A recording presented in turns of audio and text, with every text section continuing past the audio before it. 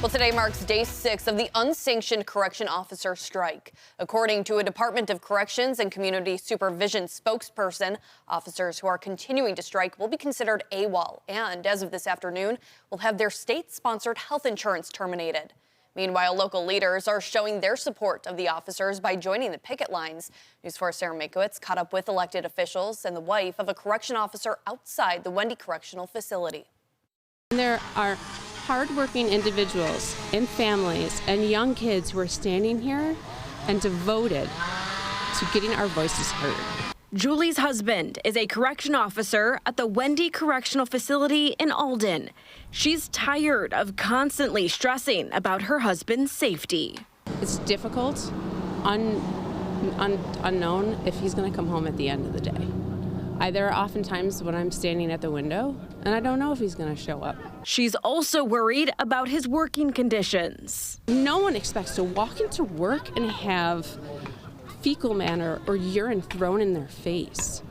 This is disgusting and deplorable. For almost a week, correction officers and their families have been fighting for change on the picket lines. So let's have a conversation about the current conditions for everybody who's in that prison.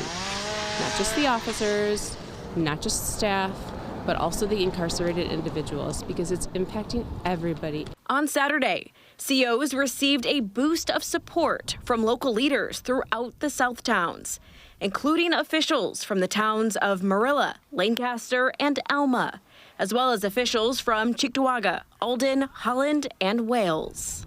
It comes to a point, and it's about safety, and their safety is not being taken care of. A lot of our residents are correction officers. So, we're concerned with their safety, going to work and coming home every day and being able to take care of their families.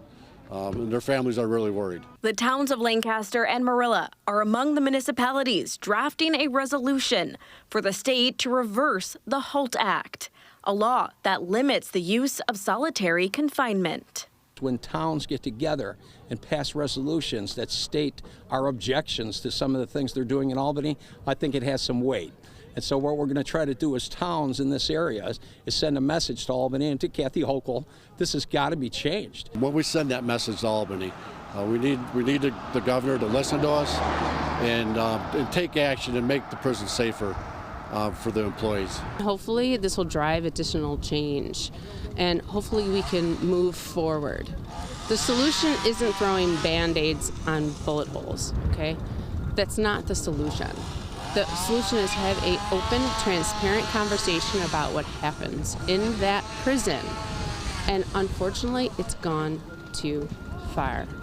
Sarah Makowitz, News 4.